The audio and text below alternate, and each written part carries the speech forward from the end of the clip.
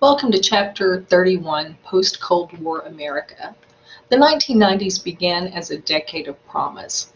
The Cold War was over, and the Gulf War gave the United States an opportunity to prove that it still had the will and the might and the military power to fight a war abroad when necessary. Over the course of the decade, though, it became clear that our country still had numerous problems, both internationally and domestically. George Bush won the presidency over the dull Democrat Michael Dukakis in 1988. He was almost immediately faced with the savings and loan crisis, which siphoned off many billions of dollars, taxpayer dollars, and really pointed out the greed and excess of the Reagan years. Bush sought to put a controversial nominee, Clarence Thomas, on the Supreme Court. Thomas's intellect and credentials were highly suspect, but when the Senate Judiciary Committee heard 3 days of testimony about sexual harassment accusations brought by Anita Hill against Thomas, the entire country suddenly took notice. The Senate narrowly confirmed Thomas, and the nation, meanwhile, had learned a lot about sexual harassment. Bush presided over the end of the Cold War. The Iron Curtain lifted, the countries of Eastern Europe stumbled toward democracy and capitalism. The Soviet Union itself split up into its constituent republics. The People's Republic of China, however, remained staunchly authoritarian, though willing to experiment with capitalism. The first President Bush's biggest moment came with his decision to reverse Saddam Hussein's 1990 seizure of Kuwait. He engineered the creation of an international coalition, built up domestic support, and made sure he had competent military personnel running the show. Soon after the war, his approval ratings topped 90%. However, by 1991, the economy had slowed substantially. Bush couldn't translate this war success into lasting domestic popularity. Bill Clinton made the economy his major issue in the campaign that he ran for president, and despite scandals over extramarital affairs and his activities during the Vietnam War, he managed to defeat both Bush and Ross Perot, who was also running for president. Clinton tried to hit the ground running during his first term, but several controversial appointments and policies hurt his standing with the public, especially his don't ask, don't tell policy regarding homosexuality in the military.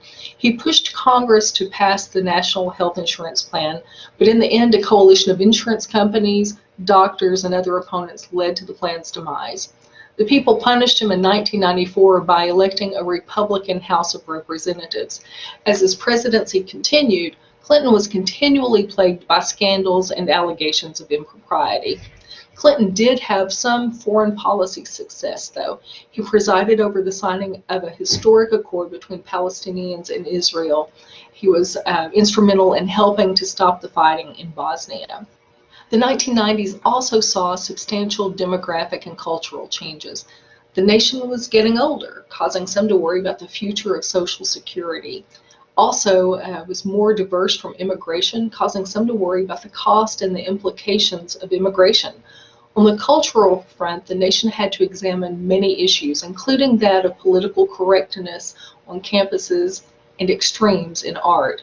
There was also a rise in hate from right-wing groups and ample evidence ranging from the Los Angeles riots to the O.J. Simpson trial to heated debate over affirmative action that race was still a divisive factor in the country. By 1996, Clinton's popularity had risen substantially from 1994. He easily defeated Bob Dole and Ross Perot, winning a second presidential term. His second term was marred, however, by the Monica Lewinsky scandal and his impeachment. The Clinton presidency oversaw years of unparalleled prosperity. The new economy featured low unemployment, high stock markets, and strong growth rates. Globalization and technology played obvious roles in the economic expansion, though the verdict is still really out on some of the potential impacts of the global distribution of wealth and the health of the environment. The Gore-Bush election of 2000 was a fiasco. Ballot counting in Florida degenerated into a tragic farce. As after Watergate, some analysts tried to see the course of events as evidence that the American system was working. This time, however, it seemed not so much that the U.S. institutions performed their proper checking and balancing functions, but that the faith and goodwill of the U.S. citizenry was sufficient to tolerate a certain amount of absurdity. Bush's presidency will probably not be remembered for its tax cuts and their questionable wisdom, or for the rollback of environmental protections. The terror attacks of September 11, 2001 are thus far the defining event of his term in office. Although bin Laden and other foreign fighters escaped to the mountainous regions bordering Pakistan, U.S. and British forces cleared Afghanistan of the Taliban.